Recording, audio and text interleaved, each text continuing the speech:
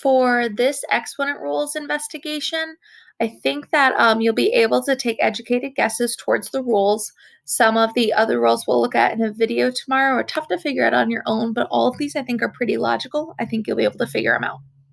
For these first problems, I want you to think about them. I think it's helpful to review the vocabulary on what the base is and what the exponent is, what it actually tells us. And based on the exit ticket, a couple people definitely need to think about this a little bit more carefully.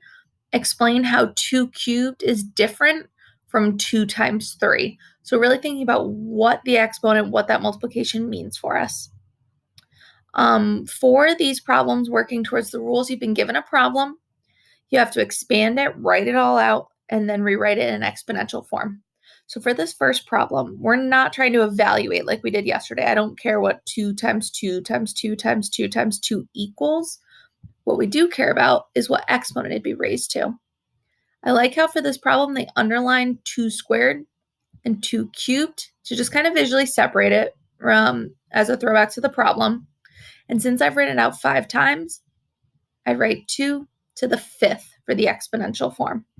So we're trying to figure out how do we get from the original to the final answer, and is there a way that eventually we'll be able to skip to this answer? Those are going to be our rules. Over here, we know what it means to square something. If I have a quantity in parentheses squared, I'm going to write that quantity out times itself. 2 cubed times 2 cubed is the same as 2 times 2 times 2 times 2 times 2 times 2, and we'll figure out 2 to what power.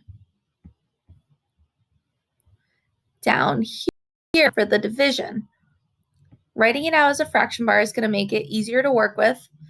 When we have 2 to the 5th divided by 2 squared, or 2 to the 5th over 2 squared, and we expand everything, something divided by itself, 2 divided by 2 equals 1, or it cancels. So we're going to cancel it out and figure out how many 2's are left. So here I'll have 2 to the 3rd. And again, you're trying to figure out, is there a pattern or a relationship between the original problem and the exponents there and what we end up with in the final answer? Your exit ticket is going to be over here. I want you to try in your own words to figure out what these rules are. How would you describe them? If I gave you a division problem, what do you do? And see if you can match it up with these expressions.